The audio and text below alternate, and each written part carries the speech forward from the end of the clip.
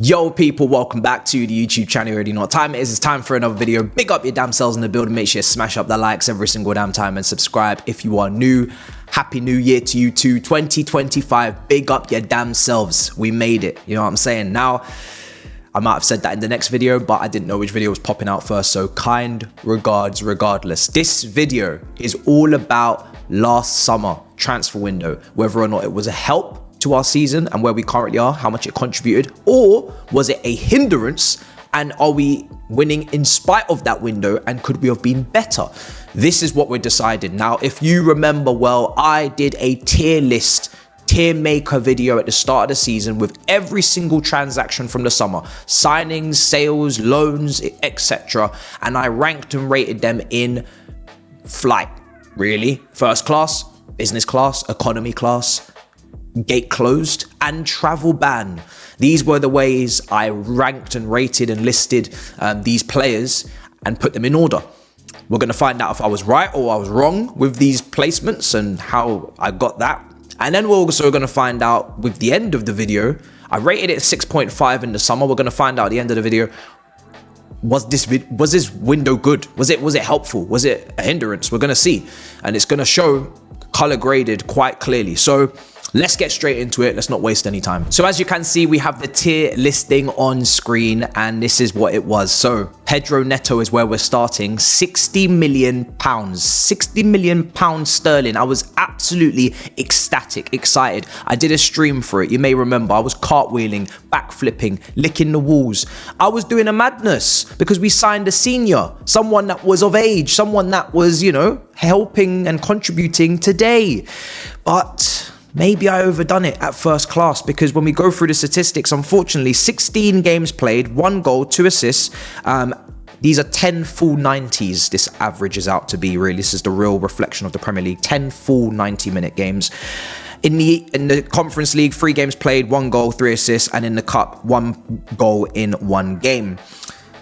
Neto is maybe not as great a shooter as I was expecting. Every goal he's scored against us over the years, every goal I've seen him score against big teams in previous years for Wolves on the transition have been really good finishes, really good strikes. And I was hoping that his ball striking, listen, it was going to be, you know, Mohamed Salah level, but I was hoping that he would get more goals than he's got so far, especially in the Premier League. I thought he'd get chip in with more, maybe 4 or 5, similar to maybe Madueke's numbers currently this season in the league. He hasn't done that. So that's been a massive disappointment for me. The assists is, I always say assists is difficult because it's based upon someone else putting it in the back of the net, and it's based upon someone else finishing and being clinical. And I think the best way that Neto likes to get his assists, of course, is the crossing. We've seen him play on the left-hand side, great crosses on the left foot. We've seen him play on the right-hand side, great crosses on the right foot. He's great at putting the ball into the box and in dangerous areas. The only issue with that is that we don't have anyone good aerially, or really any box presence with good box movement to capitalize off of the crosses. So I think his assists could be, and maybe should be, higher, but his goal tally is very disappointing. I still like him. He works incredibly hard. He was probably our best winger, definitely was our best winger through the rough patch, through the difficult patch of games we played against big teams. So that's good. I'm going to move him down to business, because I don't think I can honestly say that 60 million worth here is going to have him in first class after paying 60 million for the output that we've received. So I'm going to put him in business. I think that's fair. I probably was getting maybe a bit too giddy, and that's where we're moving him to. He's not quite Elise level, but he's good. He's a very good player, and I think maybe he can go back up, but right now I'm going to leave him there. Esteval and Lukaku, I'm going to leave exactly where they are, because Esteval, we haven't seen him yet, so there's nothing really to move him for. In fact, he's just been putting up great statistics in the Brazilian league. He's the youngest ever to do this, the youngest ever to do that. And Lukaku, I mean, you know how much I wanted to get rid of him. I'm absolutely buzzing that he's out of the club. What do you can't believe? So I will never move him. So no matter how many goals he scores. So I'm happy with those two. So we'll leave those two there. Coming down to Renato Veiga in business. Renato Veiga, let's see what you've got for me statistically. I mean, he has obviously cost us 14 million. I put him in business class. He's got 7 Premier League games played, which is less than 2 full 90-minute games when you look at the minutes played. Most of them obviously come off the bench. In the Conference League, 6 games played, 2 goals, 1 assist, and obviously 2 games played in the Cup before we were knocked out to Newcastle. I think for 14 million, I think that's good business. I think he deserves to be where he is. I think he deserves to be in that slot next to Neto. I wouldn't move him. What I would say is that I still don't think I've seen from him enough to say that I don't regret letting Lewis Hall go, who, as you can see, is in travel ban at the bottom. I still wish Lewis Hall was here, I'll be honest. The performances he's been putting in for Newcastle, the chances he's creating, the crossing that he's showing, the quality, I still think when I look back, I'd rather have Lewis Hall. But I like Renato Vega, but I'd rather have Lewis Hall. So, and that's why he was in travel ban in the first place. I never wanted him to leave. So moving on to Guiu. Guiu at 5 million. Good business. 1 Premier League game, 28 minutes played in that game. So again, off the bench, not enough to see any more, not enough to judge, to be honest. Conference League, 6 goals in 6 games and 1 game played in the EFL against Barrow. Didn't play against Newcastle. I think for 5 million, that's good business. I think he deserves to be where he is. One thing I will say is that he's probably been placed too important in regards to he's the only second option to Jackson. He's the only striker option to Jackson. Conference League, fantastic. But if you're only playing 28 minutes in the Premier League, then something's up. Because that means you're not ready, which is fine. But that means we need another striker. So club missed a trick there. But based upon that business alone, 5 million, can't complain. He's stopped Jackson from having to play those Conference League games where he could have got injured. Tosin on a free. I have him business. He's played 9 Premier League games, 7 full 90s, 1 EFL Cup game.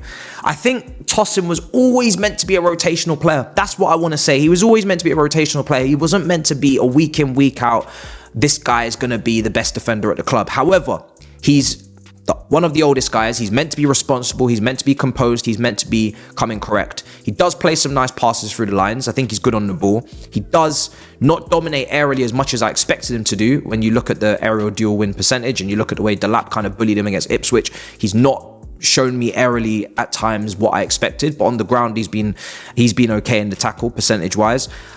You can't play him out wide. We've realised that you can't really play him as a wide centre-back. He has to play in the middle. So he hasn't been as tactically versatile as maybe we needed him to be. Considering he was our only centre-back signing, there's 2 ways to look at it. It's either we should have signed someone better, which I don't disagree with, because maybe we could have, done with a starting level centre-back. Or you can say it was a free, didn't cost anything, guaranteed to make a very sizable profit, decent chunk, if you want to sell. So it can't be bad business. I'm going to leave him in business, but because I think he's been better than Badiashile and I think he's been better than Disasi. And he's starting to strike up a partnership with Colwell. I'm not going to let recency bias ruin everything. When he was called upon before, I think he did okay. So I'm going to leave him in there. Sancho, I'm also going to leave in business. Sancho, let's go through what he has had to offer so far this season. It was a 20 to 25 million obligation from the loan, 13 Premier League games played, 2 goals, 3 assists, almost 9 full 90 minutes played. So obviously a couple of off the bench. And then a Conference League, 1 game, 2 assists. I'm going to leave him in business. I think 5 GA in almost 9 90 minutes is pretty decent. He's had really good games. He's had a couple poor games, don't get me wrong. He's had a couple games where he needs to do more. He needs to take more shots. He needs to be a bit more unpredictable. But I really like the ball retention he's brought to the team. I like the technical security that he's brought to the team. He's provided a different type of outlet on the wing, something that we needed more than I thought. When you look at how direct and aggressive Neto and Madueke are, we needed someone else to calm it down, to keep it, especially against those low blocks, to play those key passes, to get those assists, that great goal against Tottenham. So I am going to leave him in business. I don't think he's looking bad for the fee at all. I think he's looking good for the fee. And we just need him to kick on though. We do need him to get more goals and more assists, but I am happy with that so far, that bit of business. So I'll leave him in there. Hutchinson, we made a big profit on him. We never played him. Can't complain on that one, even though he scored against us. I'll leave him in business. Okechukwu, Okechukwu, I'm going to move to economy. Okechukwu has been moved to economy, and it's purely because he's not played enough games at Southampton. Now he's starting to play games. He's starting to get opportunities. He's starting to make appearances. But Russell Martin has criminally ruined this boy. He's ruined this boy. And I think because there was previous examples of Andre Santos, of Billy Gilmore at Norwich, at Nottingham Forest, going to relegation-stricken teams and not getting game time and managers panicking and starting to mess around with the minutes, I think this was avoidable. So I'm going to leave Okechukwu economy. I can't say it was good business because he's not developed enough. He's not got enough game time. So something's gone wrong. So I'm going to leave him in there. I'm going to move on to Santos. Santos, I had it in good business. And this is where my head is really rattled because I don't know what to do. I'll be honest, I don't know what to do here, guys. I had Santos in good business because I knew going to Strasbourg was going to do good for him. I knew he was going to do well. I knew he was going to play well. He was going to be one of their best players. He was going to do great things. We already saw that from the 6 months period of last season, from January to the end of the season. So it made sense to just carry it on. So it's good business. It's good development. It's one of our best loans, if not our best. But could we have done with him in the squad? I'm going to leave it in business. Because we are in the top 4, because we are obviously in the next round of the Conference League, I'm going to leave it. But what I will say is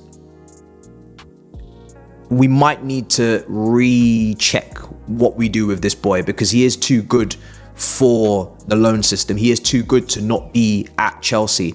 And it's good business if we achieve our targets. It's good business if we hit our objectives. If we fail this season to hit our objectives that we have to hit, and he's out on loan smashing it somewhere else, which really is of no concern to me, Strasbourg. I'll be honest, I don't care. I want Chelsea to do well, and that's that. Maybe I'll look at this very differently. I will look at this potentially very differently. We have had Caicedo fit. We have had Enzo. We have had bits of Lavia. So Conference League, we haven't had a problem. I'll leave it there for now. However, at the end of the season, it might not be good business anymore if he's still at Strasbourg and we have injuries. So we'll leave it there for now. He's had a great loan. It was a great selection, great choice. I'll say that. So we'll move to Kepa. Kepa's a great loan. Bye-bye. Business. Happy-go-lucky. Stay there. Bournemouth, please pay for this boy. Take this brother out of Chelsea. I will pay, and I said it on stream, I will pay an XL Uber Comfort for this brother to go to Bournemouth at the end of the season. I will pay. I don't even want to drive him. I want someone in a suit, tie to drive this man. No potholes, no bumps. I want him coasting to the coast. Get that brother out of here. Great business on loan. Bye-bye. This wasn't this board signing. This was Roman's doing. This was Marina's doing. Big expensive transfer, 7-year deal. They're cleaning up that mess. Gilchrist having a really good loan. So can't complain. Good business. Humphreys, haven't heard loads about him, to be honest, but he did have to go out on loan. I think a championship loan is always good. It's on him to prove himself. It's on him to play well. It's on him to be fit and to play games and to develop. I don't want him going lower than the championship based upon what I saw in pre-season. I wouldn't expect a Premier League loan. I can't complain. If he doesn't do well, it's not the board's fault as much. I think it's more on him and the manager to handle business there. Stellina, he had to come back, broken finger after Barnsley, but Barnsley fans seem to be very happy with him this season. The big saves that he was making, the crucial moments that he was giving them. And Matson, I think I had in economy initially, but I'm actually putting him in business because the fee that we got is brilliant considering actually, why did I have him in economy? It was because of the PSR. Because Kellyman was involved. If you're looking at Matson in isolation, he's not always starting for Villa. We got a good fee. I can't complain. Especially when I wanted to keep Lewis Hall, I'd be a hypocrite to say I want to also keep Matson. You can't keep both. But it was because it was involved in the PSR Kellyman deal, which is why I was like, ugh, what's this? So it wasn't as big a profit as we thought it was when you realize what we pay for Kellyman. I don't know. PSR, I mean, what are you going to do? If you got a problem, you got to solve it, right? So at least it hasn't hurt us, really too much. I'll leave him in good business, but yeah, it did take a shine off it because the Kellyman money, which as you can see, Kellyman is down in travel ban as well at the bottom of this, 20 million, and we've not heard a peep, and we won't hear a peep for a while. So economy, we have João Felix. And João Felix has obviously cost us 42 million, 10 games played, 1 goal, 1 assist, less than 4 full 90s. I have to keep saying these after the games played. 10 games played, 1 goal, 1 assist sounds horrendous. Talk about how many 90 minutes he's been given, which is less than 4 90-minute games. That's where it makes context important. In the Conference League, 5 games played, 4 goals, and 2 games played in the EFL Cup. I'm going to leave him in economy because actually,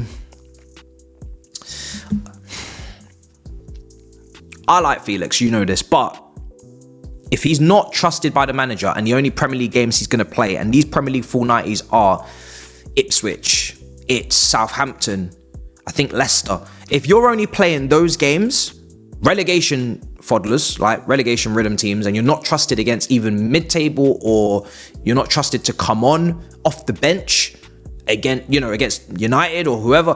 Some games he ain't even coming off the bench. When he can come off the bench, he's fit, he's ready to play, he's ready to contribute. He's not being used. He's an unused sub for £42 million when you had Carney Chukwuemeka sitting right there for free.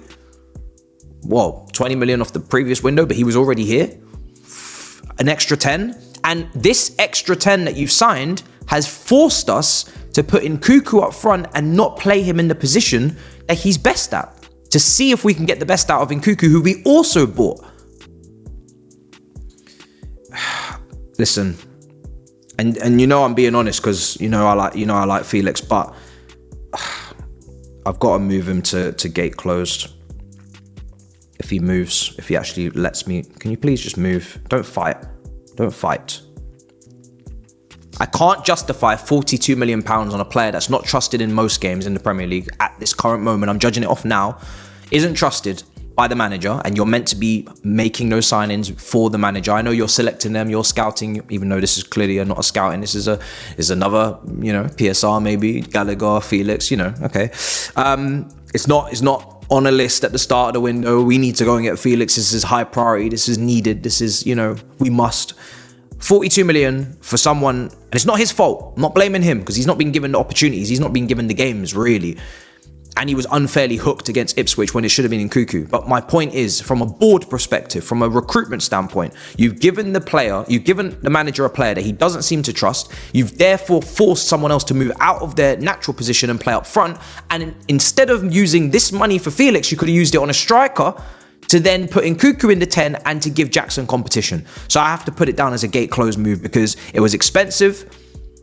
It was unnecessary. It hasn't worked so far for the money.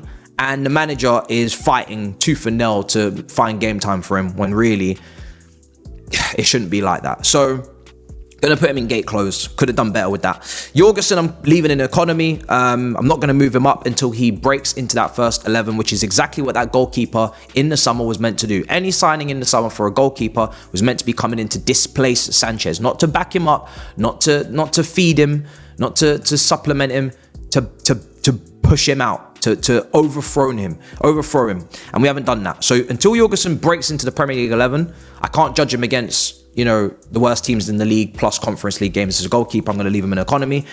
Penders, I'm going to leave in economy as well until he comes back. Argentine Aaron in economy until he comes back, which he will be in this January. Hopefully then he could move up to be good business. I would love for Argentine Aaron to come in and prove that he was well scouted, really good technical, expansive, progressive centre-back that plays brilliant passes through the lines, and hopefully has the pace to defend wide centre-back, and hopefully, takes the aggression out of his game and becomes more composed if he has to, without diving in and things like that. But he's young.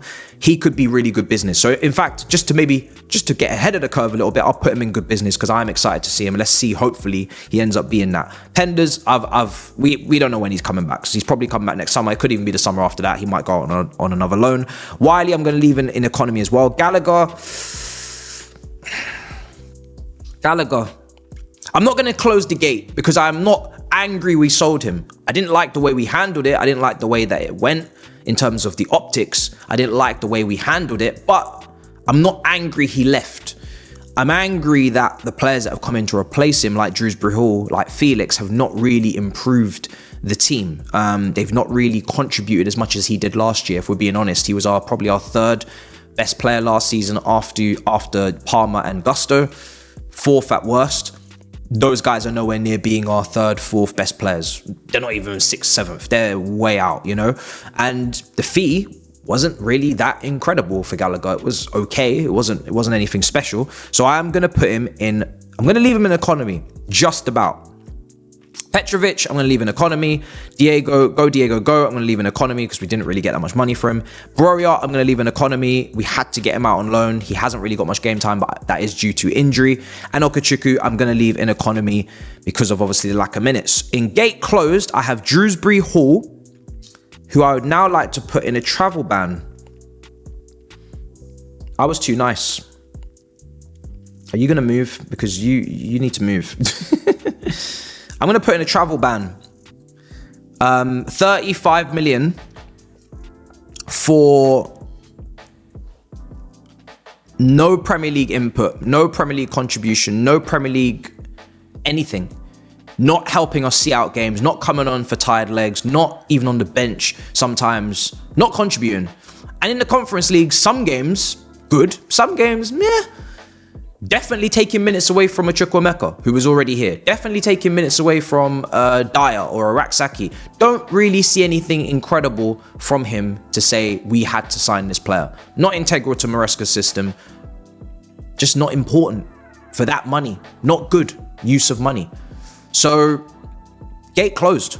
Gate closed and needs to leave probably for his own future, for his own, minutes and game time and confidence. He needs to probably move in January. He has to be in a travel ban. It has to be down as a bad signing. It was down to PSR because of the whole Leicester. We sent them a player from the academy.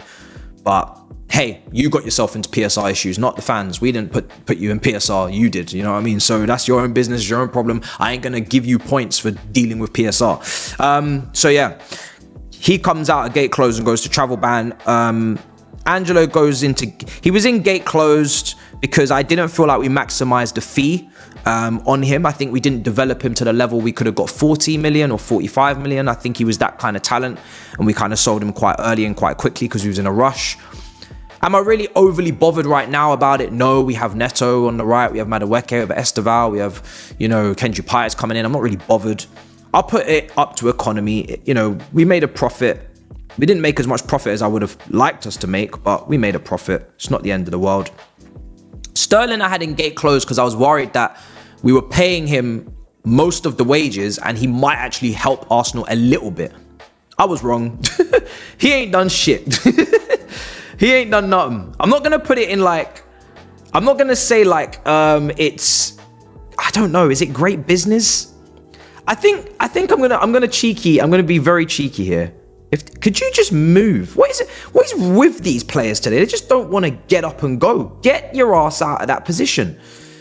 God, I'm gonna be cheeky. The reason why I'm gonna put it in good business is because you've weakened the rival. You haven't given them a great option off the bench. He's not contributing. He's not trusted. He's not improving. He's declining. So even though we're paying most of his wages, I'm going to take it down a different direction and say you stopped Arsenal from getting someone better, someone that could have helped them, someone that could have put them in a better position, that took them away from us. You've brought them a bit closer to us by giving them a lack of a replacement for Saka Martinelli. And also, yeah, he's just not done anything. So I'm going to say it was smart in that way, not on the financials. Still paying him a wage. And Chalobah. I closed the gate on Chalobah because I thought we needed to sell Disasi. Based upon how we were going to play, based upon positional versatility, Chalobah's ability to play centre-back, in left centre-back, middle centre-back, right centre-back, bit quicker, just a player that I thought would have suited Maresca better than Disasi. Not because I think Chalobah's world-class or he's incredible or we can't sell him or because he's a starter. No, just better profile than Disasi for Maresca. That's why I closed the gate. But he's on loan at Palace. He is going to hopefully get us a fee next summer. And we need a fee. Because he's not the answer. He's not the solution. I know people have been discussing it. Should we bring him back? I'm not really asked. We've got other players now. Josh Achimpong, Argentine Aaron. So I'm going to put it in economy.